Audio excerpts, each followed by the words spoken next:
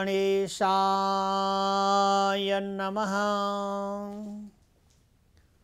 श्री गुरु चरण कमलेभ्यो नमः। श्री मातृपितृ चरण कमलेभ्यो नमः। शशंख चक्रं सकिरीट कुंडलम सपीतवस्त्रं सरसीरुहे क्षणं सहारवस्त्रं स्थलकौस्तुभस्त्रियं नमामि विष्णुं शिरसा चतुर्भुजम्। भगवान का मंगल्यमय चरण अमृतहरू श्रवण गर्दै कार्तिक महिमा अमृत हामी श्रवण गर्दैछौँ। भगवान श्री कृष्ण चन्द्रदेव प्रभुले असाध्य अनुरक्त हुनुभएकी, भगवानमा प्रीति बढाइरहनु भएकी, भगवानकै स्वरूपमा आफू पनि तल्लीन भएकी सत्यभामालाई बडो सुन्दर शब्दहरू भगवान द्वारिकानाथ प्रभुले आज्ञा हो। श्री कृष्ण चन्द्रदेव प्रभुले आज्ञा हुन्छ, हे शुभ्रु, हे सत्यभामे भन्नुहुन्छ। हे सत्यभामे, मैले तिमीलाई हरिबोधनीको एकादशीको विषय, एकादशीमा गर्नुपर्ने पुण्यात्मक कर्म र मैले गरिएका ब्रजविलासका दिव्यमय उत्सवमा कहिल्यै पनि नमासिने अनवर्चनीय लीला भइरहँदछ, त्यसको आस्वादन हामीले सर्वदा गर्नुपर्दछ। जसले वृन्दावन वृन्दावन वृन्दावन भनेर नाम मात्रै उच्चारण गर्छ नि, वृन्दारण्यम कल्पद्रुमाद श्रीमत रत्नगार सिंहासनस्थौ श्री श्री श्रील गोविन्द देवौ पृष्ठलिभि सेव्यमानौ स्मरामि। साक्षात गोविन्द देव प्रकट भइहाल्नुहुन्छ। पृष्ठ सर्वोपरि योगी महामुनि जनहरूले तो गोविन्दको सेवा गर्नुहुन्छ र गोविन्द परमात्मा सम्पूर्ण प्राणीहरूका इन्द्रियका द्रष्टा रूप हुनुहुन्छ। दुःखलाई समाप्त गरेर आनन्द तो प्रदान गर्नेवाला हुनुहुन्छ। यसैले राधा कृष्ण प्रणय विक्लिति लादिनी शक्ति रसमा देकत मानव बपभुवि पुरा देह भेदम गतौ तौ भनिएको छ। भेद बुद्धि अनेक प्रकारद्वारा हुँदछ। त्यो भेद बुद्धिले गर्दा जीवले दुःख पाउँछ। त्यसैले ती वस्तुहरू वृन्दावन यस्तो नाम उच्चारण गर्नाले वृन्दारण्यम, यो शरीर पनि वृन्दावन हुन्छ, यो भाव पनि वृन्दावन हुन्छ। बाहिरको काउसोहरू भागेर जान्छ, किनभने वृन्दावन भन्ने बित्तिकै भगवानको स्वरूपको दर्शन हुन्छ। सारा ब्रजबामाहरूका प्रति सारा योगेश्वरहरू ब्रजबामा बनेर, ब्रज गोपीहरू बनेर ती योगीहरू प्रभुका दर्शन गर्न पाल्नु भएको छ नि, ती त कोही पनि जीव होइनन्। सारा देवताहरू, ऋषि मुनि महायोगेश्वरहरू कल्प कल्पान्तरको तपस्यापछि आज कृष्ण अवतारमा प्रभुको दर्शन गर्न गोपी रूप बनेर आउनु भएको छ। सबै सम्पूर्ण सेवा समर्पण परमात्मामा गर्नुभएको छ। यहाँ कर काम्य भाव छैन, केही पनि समर्पण भाव छ। समर्पण भावमा कुनै प्रकारको लेनदेनको कारोबार हुँदैन। समर्पणको भावमा केवल शरणागति हुन्छ।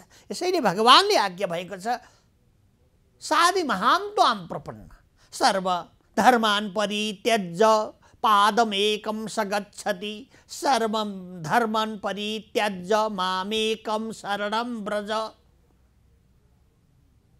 घरिघरि आज्ञा भएको छ नि, सारा प्रकारका कौटिल्यपनाहरूलाई छोडिदेऊ। कौटिल्य भनेको तिम्रो विचारद्वारा गरिने भाष्य प्रतिभाष्यमा सर्वदा साँची सत्ता बुद्धिका अधिष्ठारू नारायण परमात्मालाई सम्झनुहोस्। त्यो नारायण बुद्धिका अधिष्ठा उसलाई बिर्सेर म बुद्धि बडा बडा कार्य गर्दछु भन्नु भनेको बेकारको कुरा हो।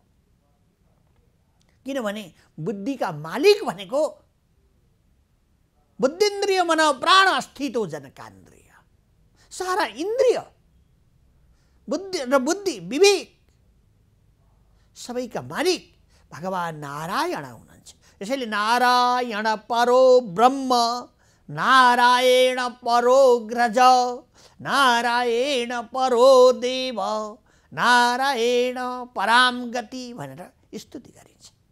यस्ता परमात्माको हामीले स्तुति बारम्बार गर्नुपर्दछ।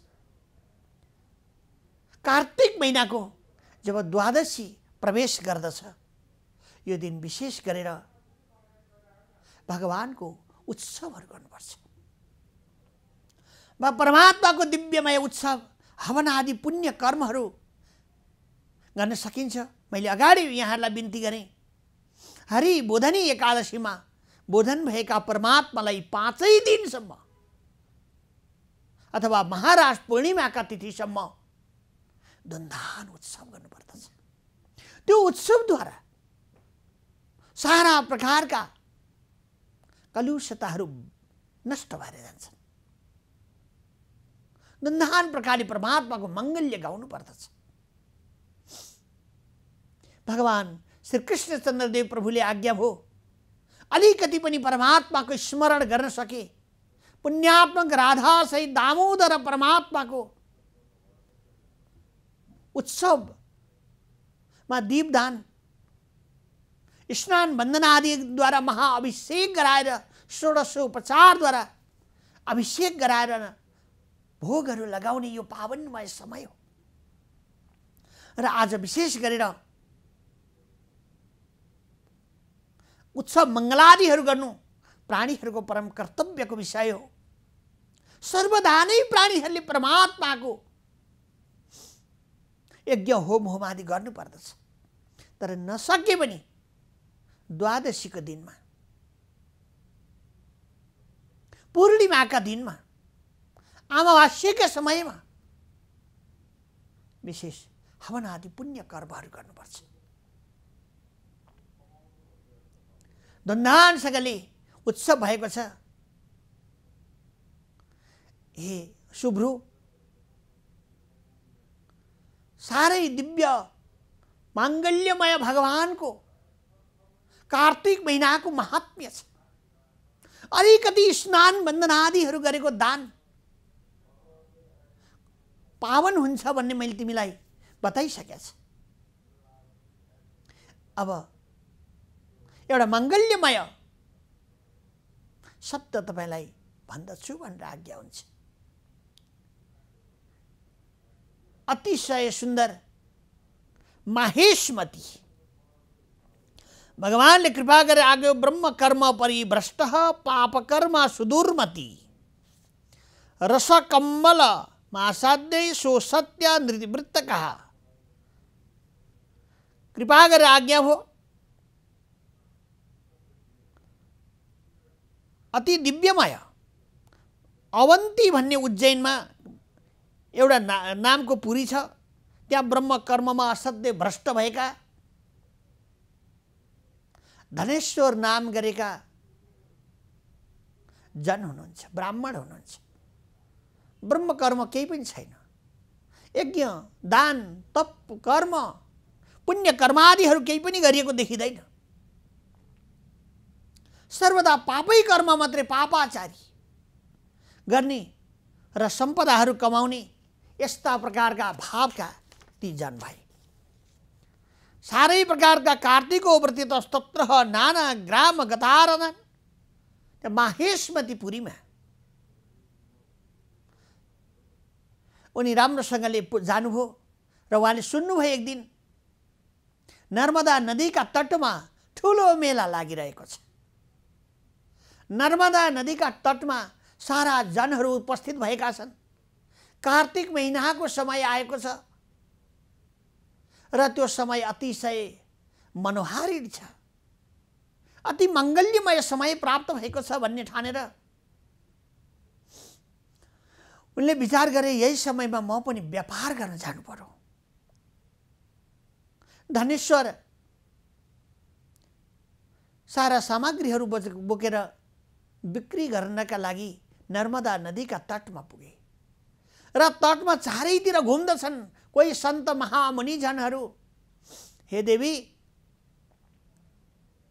भगवानको प्राणायाम गरिरहेका छन्, कोही विष्णुको चक्र जस्तो बनेर भगवानको सेवा गरिरहेका छन्, कोही स्वर मिलाएर भगवानका गुणानुवाद गरिरहेका छन्, कोही सन्ध्योपासना कर्महरू गरिरहेका छन्, कोही योगाभ्यासहरू गरिरहेका छन्, कोही स्नान बन्दन आदि पुण्य कर्महरू गरेर अनेक प्रकारका भगवानका स्तुतिहरू गरिरहेका छन्। नैमिड्यते ब्रवपुषे तडिदम्बराय गुञ्जावतां सपरिप्रीक्षल सन्मुखाय वन्यास्रजे कवलवेत्र विशाल वेणु नेत्रे सदैव सुमुखे हरिराव विरासितः। भगवान सर्वदा स्तुतिद्वारा प्रसन्न भइबक्सिन्छ। त्यहाँ सबै जनहरूले स्तुति आफूले जाने जस्तो स्तुति गरेका छन्। वेदज्ञ ब्राह्मणहरूद्वारा सहस्रशिरेखा पुरुखम सहस्राक्ष सहस्रपात सभूमिगुं सर्वतस्पित्वादतिष्ठ दशाङ्गुलम् पुरुख एवेदगुं सर्वं यद्भूतं यस्य वाभ्याम् ऊतामृतत्तुशेषानो जेदन्नि नातिरोहति। यस्ता अनेक मन्त्रहरू पढिरहेका छन्। कोही जनहरूले राधा दामोदरको स्तुति गरेका छन्। सबैले आफ्ना आफ्ना पूजा गरिएका तुलसीहरू लिएर आउनु भएको छ। राधा दामोदर भगवानलाई प्रतिष्ठित गरेर वन्दन गरी धूप दीप आरतीहरू गङ्गाका तटमा बसेर नित्य प्रकार स्तुति गरेर नमामीश्वरं स चिदानन्द रूपं लसत्कुण्डलं गोकुले भ्राजमानम्। अनेक स्तुतिहरू गरिरहेका छन्। कोही जिह्वे पिबस्व भज सुन्दराणी गोविन्द दामोदर माधवेति सुखावसाने इदमेव सारं देहावसाने इदमेव गेहं गोविन्द दामोदर माधवेति। गोविंद दामोदर माधवेति जो भगवान का चरण कमल में स्तुति गरिरहेका छन्। जीवको जिब्रामा हुने रस हजुर होइबक्सिन्छ। जिह्वे पिबस्व, त्यसैले जिब्राले सर्वदा मिठो चीज खान खोज्छ। मिठो भनेको हरिनाम हो। त्यसैले यो मुखारविन्दले सर्वदा हरिनाम गान गर्नुपर्दछ। बारम्बार हरे राम राम राम हरे हरे हरे कृष्ण कृष्ण कृष्ण हरे हरे। यस्ता प्रकारका धुनहरू गाउनुपर्छ। यसद्वारा प्राणी मात्रको परम कल्याण हुने गर्दछ, जीव मात्रको परम कल्याण हुने गर्दछ। असाध्यै खुसी भएर आनन्दका बिन्दु दयाका सिन्धु परमात्माका मङ्गल्यमा उत्सव भइरहेका थिए। धनेश्वर त्यहाँ वरिपरि अनेक सामग्रीहरू लगेर व्यापार गर्न लागेका छन्। यहाँ चाहिँ धेरै जनहरू जम्मा भएका रहेछन् र यहाँ मेरो व्यापार पनि फस्टाउने भयो भन्ने भावनाले व्यापार गर्न लाग्नु भएको थियो। यसै समयमा सारा प्रकारका जनहरूको भेटघाट भयो। उहाँले तपस्या गरिरहेका ती जनहरूलाई पनि देख्नुभयो। कथा गरिरहेका ठाउँमा गएर कथा पनि अरूलाई के भन्दा रहेछन्, कथा आफूले कथा पनि अलिकति सुनिहाल्नुभयो। त्यो सुन्दा सुन्दै खोलाका तीरमा हिँड्दा त्यो समुद्रको नर्मदा नदीको हावाले भएका पापहरू धुलिएर साफ समाप्त भए। उसले पुण्य त गरे होइन नि, व्यापार गरे हो। संसर्ग भयो सबैलाई, कसैलाई साधुलाई देखियो, भक्तलाई देखियो, वैष्णवजनलाई देखियो, नर्तकीहरूलाई देखियो। परमात्माका सेवा गरिरहेका राधा दामोदर भगवान तुलसी र भगवान बालगोपाल देव प्रभुलाई दर्शन भयो। भक्तजनहरूको दर्शन भयो। अनि यसो गर्दा गर्दा सम्पूर्ण पापहरू सकिए तुल्य। अचानक एक समयमा उनको मृत्यु भयो। त्यही ठाउँमा नै नर्मदामा व्यापार गर्दा गर्दै मृत्यु भएको छ। हे शुभ्रु, त्यसै समयमा यमराजका दूतहरू चित्रगुप्त लिन आउनुभयो। चित्रगुप्तले बाँधेर अनेक प्रकारका सजायहरू दिँदै यमलोकमा लिएर जानुभयो। यमराजका अगाडि गएर भन्नुहुन्छ, भगवान यो ब्राह्मण भएर कहिल्यै वेद पाठ गरेन, ब्राह्मण भएर कहिल्यै पनि भगवानका तारतम्य मन्त्रहरू अथवा परमात्माका मङ्गल श्लोकहरू कहिले गाएन, ब्राह्मण भएर कहिले उत्सव गरेन, तिलक धारण गरेन। यसले ब्राह्मण भएर माङ्गल्यमय परमात्मा हजुरको उत्सवमा कहिले शरीक भएन। यसका पाप गन्दाखेरि भगवान धेरै समय व्यतीत भइहाल्दछ। त्यति धेरै पाप गिन्ती पाप गरेको छ। त्यसो हुनाले यसलाई अनेक प्रकारका दुःख, अनेक प्रकारका जति प्रकारका नरकहरू छन् त्यो अनेक प्रकारका दुःखहरू दिनुहोस्, ताडना दिनुहोस्। किनभने यसले कल्याणका लागि केही पनि गरेको छैन। चित्रगुप्तका कुरा सुनेर यमराज कालाग्नि जस्तै भएर जुरुक्क उठ्नुभयो। हेर्दै डरलाग्दो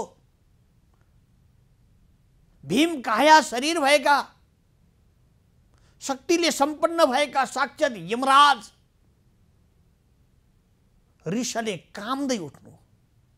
किनभने पुण्य कर्म गर्नेका लागि पो मिठो भाषण हुन्छ त।